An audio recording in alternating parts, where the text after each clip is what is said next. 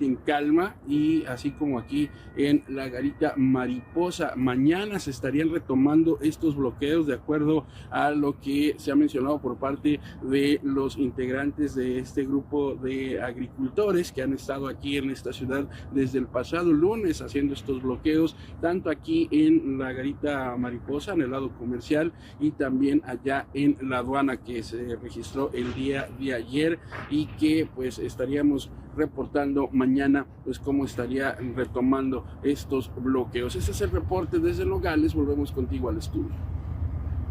Y gracias, José Ángel, y ahora nos vamos hasta el estado de Jalisco, en donde también se reportaron bloqueos carreteros. Ahí en el lugar mi compañero Román Ortega. Adelante, Román.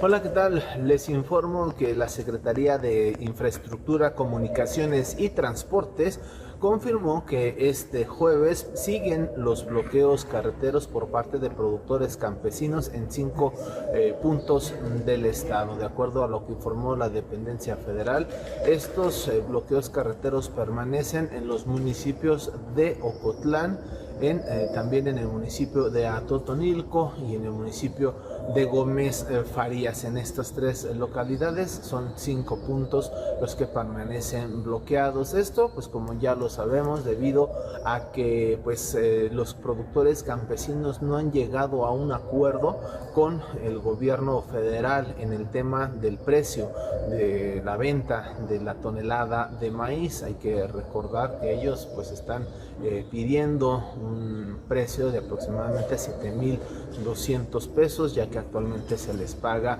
en aproximadamente 5,000 pesos, situación que dicen pues es insostenible, y pues con estos precios de compra no pueden ni siquiera sacar los gastos de producción. Y pues también en el caso de Jalisco hay que recordar que los productores de maíz señalan que hasta el momento el sector privado, el sector industrial, pues no ha manifestado la intención de compra de toda la cosecha, que se espera sea de 1.5 millones de toneladas de este grano aquí en el estado. Es el reporte. Se ve lejos que se llegue a un acuerdo entre agricultores, transportistas y el gobierno federal. Gracias, Román. Y en otros temas que tienen que ver con seguridad, cayó el líder de los sicarios de Los Mayos. La Secretaría de Marina detuvo a Alejandro N., alias El Placas, junto con su hermano Osvaldo N. La diligencia se llevó a cabo en Colima en el marco de la Estrategia de Seguridad Pez Vela 2025. Los Mayos es una célula delictiva afín al cártel de Sinaloa, por lo que El Placas era un objetivo prioritario de las autoridades. Al presunto jefe de sicarios se le acusa de tráfico de drogas, y durante la detención también se les aseguró un vehículo. Y este jueves concluyó la audiencia por el homicidio del exalcalde de Uruapan, Carlos Manso, ocurrido el pasado 1 de noviembre. 7 escoltas y Jorge Armando N., alias el licenciado, fueron vinculados a proceso por homicidio calificado y lesiones. La defensa de los escoltas de Manso presentó 25 datos de prueba y sostuvieron que cumplieron con su deber de proteger al alcalde, mientras que Jorge Armando N. denunció tortura y amenazas por parte de autoridades. Afirmó que estuvo incomunicado y obligado a grabar audios. Luego de escuchar a todas las partes, el juez anunció que daría parte al Ministerio Público para que se investigue los presuntos actos de tortura contra Jorge Armando N. Y esta mañana se registró un accidente entre un tractocamión y una camioneta donde viajaban varios jornaleros. 9 de ellos perdieron la vida y 2 más resultaron heridos. El fatal accidente se registró sobre la carretera León-Salamanca. A la altura de San José de Mendoza, la camioneta en donde viajaban los jornaleros impactó con la caja de un tractocamión. La vía fue cerrada para realizar los peritajes y determinar las causas del accidente.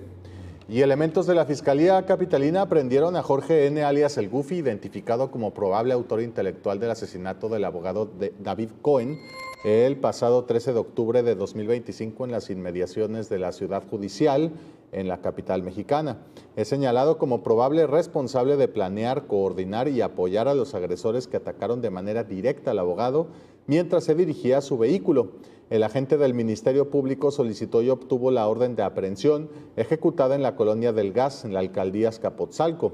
El imputado fue trasladado al reclusorio Oriente, donde quedó a disposición de la autoridad, que definirá su situación jurídica.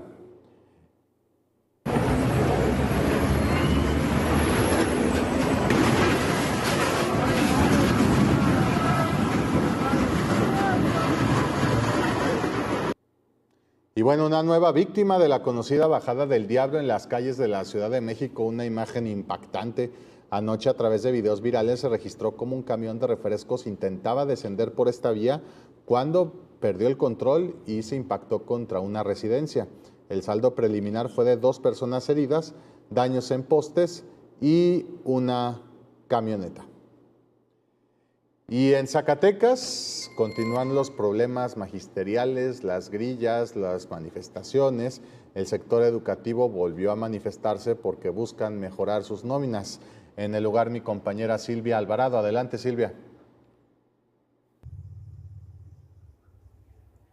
Hoy, desde el Centro Histórico de Zacatecas, de nueva cuenta la sección 58 sale a marchar. Esto por lo ocurrido pues el día de ayer con el intento de federalizar la nómina de manera, afirman ellos, encubierta por parte de autoridades de la Secretaría de Educación en un hotel muy conocido aquí en la capital del estado. De acuerdo con Marcelino Rodarte Hernández, esta movilización espera llegar hasta el Congreso del Estado, donde ahí deberán recibir la notificación del inicio de una mesa de negociación en la que piden esté presente el gobernador del estado, David Monreal Ávila. De no ser así, el paro continuará en las poco más de 500 instituciones educativas, de las cuales hasta el momento ni el propio secretario general nos ha podido referir cuántos estudiantes están quedando sin clase. Cabe mencionar que esta movilización advierte ser la primera de varias si no se obtiene esta mesa de negociación al llegar al Congreso local. También el propio Marcelino Rodarte Hernández pedirá al mandatario estatal se destine más presupuesto para el sector educativo y obviamente para la infraestructura de planteles considerados de nivel estatal. La marcha de avance con rumbo al Congreso del Estado, donde, insisto, deberá de haber el inicio de una mesa de negociación en la que sí o sí debe estar presente el gobernador del estado, David Monreal Ávila. Gracias, Silvia, por el reporte, y como les mencioné al principio de este espacio, nos vamos a ir al Senado de la República, donde se está llevando a cabo una sesión extraordinaria en torno al fiscal general de la República, Alejandro Gertz Manero. En el lugar está mi compañero Marco Campillo. Adelante, Marco, ¿cuáles son las noticias?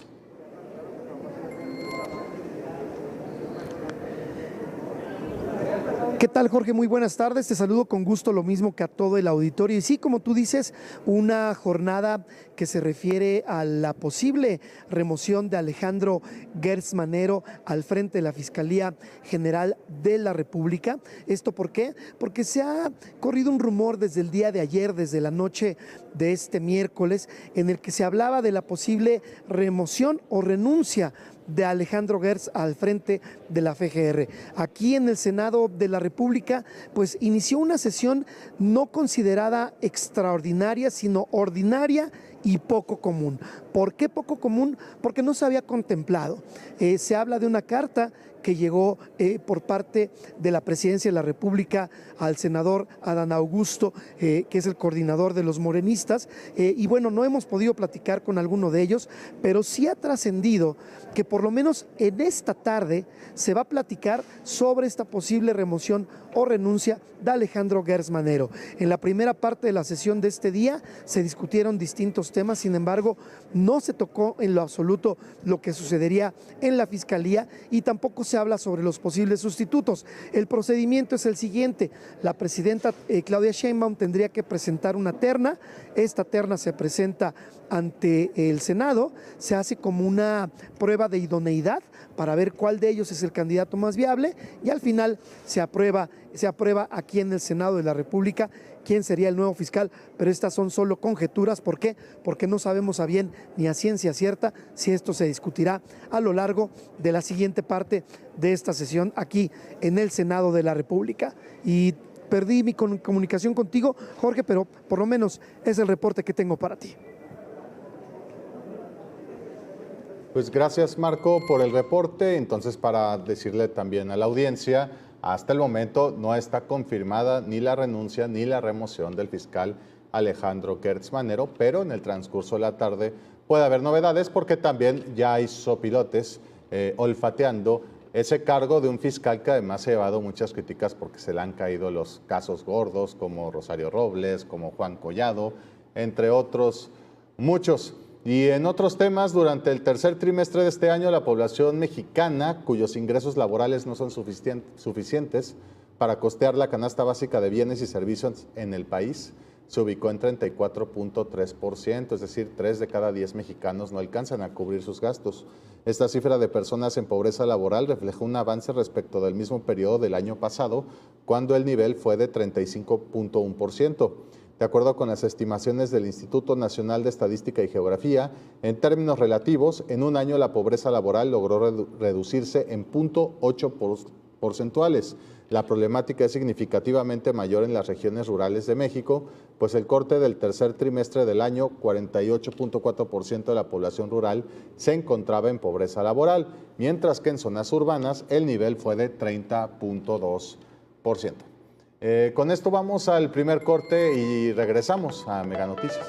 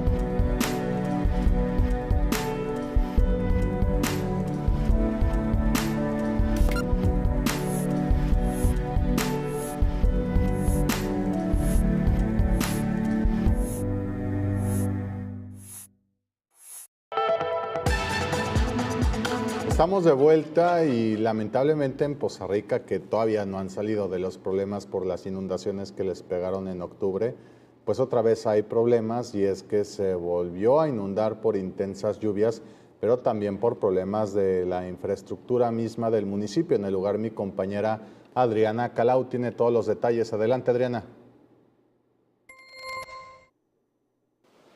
Y nos encontramos en este recorrido aquí por varias zonas, varias colonias del municipio de Poza Rica, que prácticamente colindan con el río Cazones, y en el cual, bueno, desde ayer las autoridades también se mantienen atentas al monitoreo del nivel del río, el cual la noche de ayer mencionaban no representaba riesgo de. Sin embargo, la ciudadanía que vive al margen de estas zonas pues se mantienen aún atentas tras pues los desafortunados eventos del pasado 10 de octubre con las lluvias y el desbordamiento del río. Como se puede observar aquí en esta zona, hay fuerte corriente. Esto también luego de las lluvias registradas durante la noche de ayer y madrugada de este día, que mantuvo alerta a todos los habitantes que colindan en esta zona. Estamos justo en la colonia Independencia, que también colinda con otras como Gaviotas, que son de las que también resultaron severamente afectadas con el desbordamiento del río el pasado 10 de octubre. Ante esta situación, los ciudadanos se mantienen atentos a los avisos de las autoridades, y sobre todo también estas mismas pues dando a conocer los eventos, los pronósticos meteorológicos. Nosotros seguiremos en este recorrido en el que, bueno, dentro de las diversas solicitudes que ha hecho la ciudadanía, pues es que se aceleren los servicios básicos. Hay retrasos en el tema de la recolección de los residuos, sobre todo los que se generaron tras las inundaciones, más allá de los residuos domésticos que habitualmente, bueno, son parte del día a día. También se está pidiendo el desasolve de los sistemas de drenaje y alcantarillado, que es lo que en estos momentos pues mantiene atentos a todos por las lluvias que se han estado registrando. Estaremos en este recorrido y desde luego también actualizando la información a través de Mega Noticias. Regresamos con ustedes al estudio. Gracias, Adriana. Y es que las lluvias no fueron tan intensas como en octubre, pero los drenajes continúan colapsados porque no han sido limpiados del todo por las autoridades municipales, estatales y federales. Una desgracia lo que vive Poza Rica, y en donde también están batallando mucho por las intensas lluvias es en el estado de Puebla. La noche de este miércoles se registró el desbordamiento del río de Chicontla en Jopala. Esto por las intensas lluvias ocasionadas por el Frente Frío número 16. El fenómeno dejó a la comunidad sin energía eléctrica y obligó a las autoridades a desplegar un operativo de vigilancia para evitar riesgos hacia la población. Protección Civil Estatal y autoridades locales recorren la zona para monitorear el cauce y atender posibles afectaciones en viviendas e infraestructura.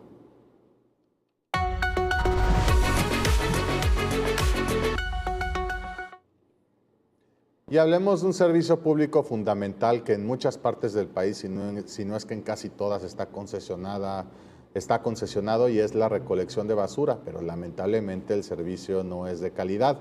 Particularmente vamos a hacer énfasis en lo que sucede en el estado de Colima.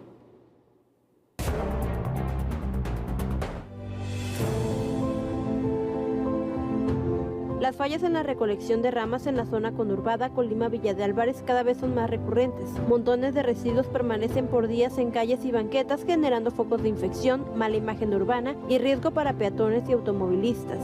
Y entonces ves en la calle pues muchas ramas que se supone debiera de pasar el camión, pero en ocasiones no pasa. No sabes a qué horas, no hay una coordinación, y entonces si no lo recogen en esa fecha que le toca, ya no le vuelve a tocar hasta un mes después. A pesar de los calendarios establecidos por las autoridades municipales, los recorridos no se cumplen con regularidad o simplemente no pasan por algunas colonias, generando el malestar de las familias. Esto ocasiona que en algunos lugares los vecinos que están en el interior de la cuadra pues lo lleven generalmente a la esquina y vemos montones de ramas que se están secando. Vemos calles muy sucias, parques y jardines sin desmontar, o desmontan y dejan la basura ahí por días que las ves que se secan. Según especialistas, urge que los gobiernos de Colima y Villa de Álvarez mejoren la logística y cumplan con los servicios programados, especialmente durante la temporada en que se intensifica la poda de árboles o limpieza de patios, para evitar focos de infección en las ciudades. Karina Solano, Mega Noticias. Y bueno, en Oaxaca fue inaugurada una estación de transferencia de residuos para también mejorar la gestión de la basura. El gobierno del estado puso fin a décadas de manejo inadecuado de los desechos con la inauguración de la estación de transferencia de residuos sólidos urbanos en Santa Cruz, Jojocotlán, una infraestructura clave del proyecto del Centro Integral de Revalorización de Residuos Sólidos Urbanos, que busca transformar la gestión de basura en la zona metropolitana de Oaxaca. La obra, inaugurada el 17 de noviembre de 2025, cuenta con una capacidad de procesamiento de 730 toneladas diarias y dará servicio a 9 municipios conurbados, reduciendo la carga que por año soportó el basurero de la villa de Sachila, el cual operó durante 42 años hasta su cierre en octubre de 2022 y recibía más de 800 toneladas al día. Hoy, resolvieron un gran problema que nosotros como municipio traíamos en el tema de la basura. Estamos evitando también las multas que se nos venían acumulando por tener tiraderos clandestinos. Con una inversión que supera los 80 millones de pesos, la estación integra tecnología para agilizar y ordenar el manejo de residuos. Los camiones recolectores de menor tamaño descargan la basura en el sitio, donde es compactada en tolvas automáticas y posteriormente transferida a unidades de mayor capacidad para su traslado final a la celda de disposición ubicada en San Pedro Totolapa. Este esquema busca disminuir costos operativos, reducir emisiones y mejorar el control sanitario. El proyecto también integra medidas de mitigación ambiental, entre ellas un vivero comunitario establecido en el propio recinto, donde se cultivarán 20 especies de árboles frutales y de ornato, como parte del programa Reforesta Oaxaca. Estos ejemplares serán entregados a habitantes de las comunidades cercanas para promover la recuperación ecológica de la zona. Durante años, las comunidades cercanas al basurero de Sachila padecieron contaminación del aire y del suelo, además de constantes afectaciones por incendios y malos olores, lo que derivó en protestas y bloqueos recurrentes. Aunque el proyecto del Cierzo avanza, una de las críticas más señaladas, divulgada en marzo, apunta a la falta de difusión del estudio de impacto ambiental y a las dudas sobre los costos reales para los municipios involucrados. Y que por eso es el gran descontento de la sociedad, para que por lo menos le podamos sugerir cuál es la forma de que se deben tratar los residuos sólidos. Aún así, el nuevo sistema integral representa para muchos la oportunidad de cerrar un ciclo de daño ambiental y conflicto social que marcó a la región por más de 40 años. Mega Noticias. Y con esto vamos a un corte, regresamos con más a Mega Noticias. ¿Alguna vez te has preguntado qué hay detrás de cada libro? Desde el manuscrito hasta el estante, entiende la economía que define su precio y su rentabilidad, y los espacios donde los libros cobran vida. Descubre este especial, El negocio de leer. Radiografía del ecosistema del libro en meganoticias.mx.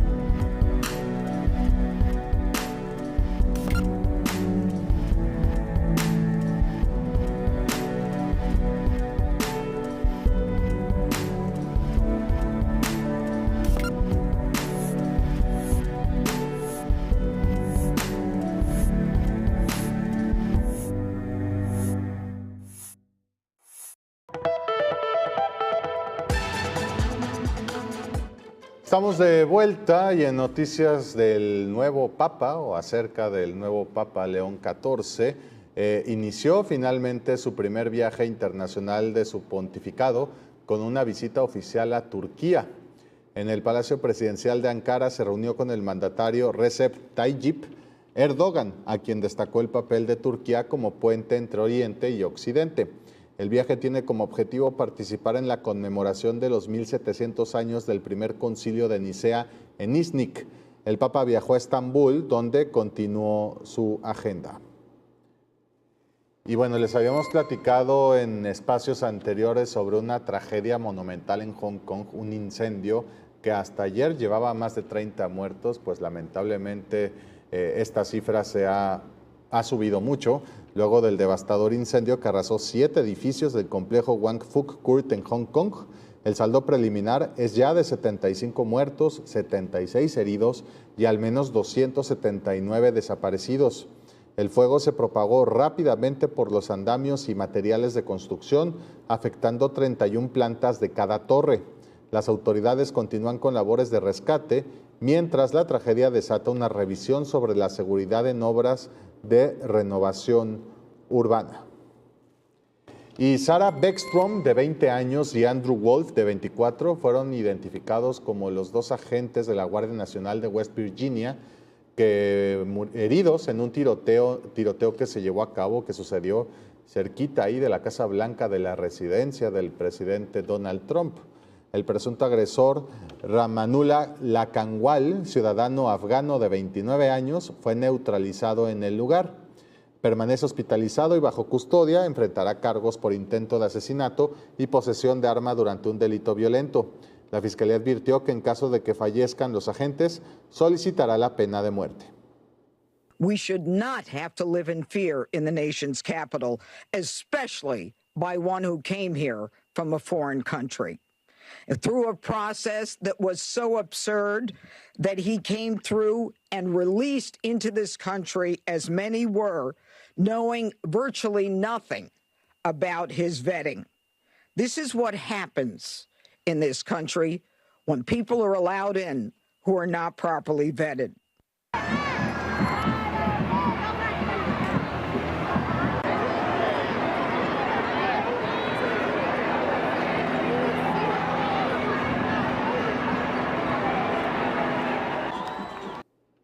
Y bueno, hoy, como ustedes saben, es seguramente la festividad más importante de la cultura norteamericana, y así se vivió el desfile número 99 por el Día de Acción de Gracias en Nueva York.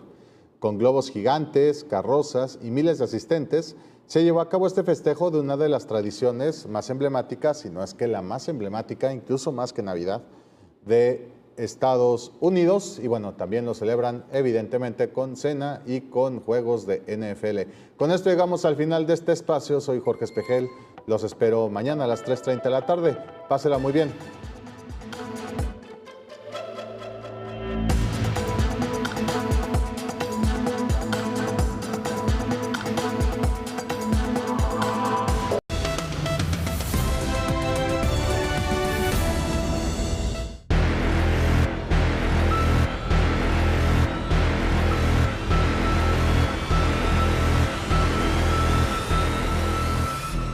Gracias por continuar en Mega Noticias. Hoy tenemos un tema muy importante: más impuestos, menos servicios. Y es que en 2026 cada mexicano pagará 2,743 pesos más en impuestos que en 2025. Pero la pregunta clave es: ¿tendremos mejores servicios a cambio? Veamos.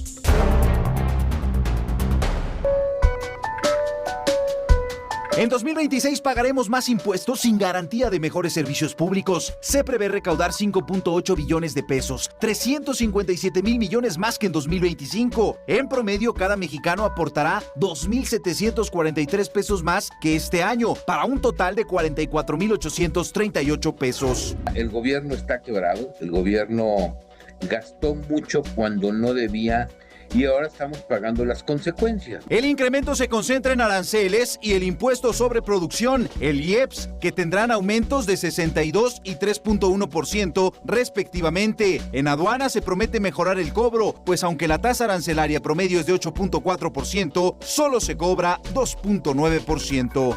Se incrementarán los ingresos de la recaudación federal participable. Permitirá a las entidades federativas contar con mayores recursos para atender necesidades en salud, educación. Sobre el IEPS, aumenta la tasa ad valorem de los cigarros de 160 a 200%. Por cajetilla se pagarán impuestos de entre 60 y 70 pesos. Los refrescos pasan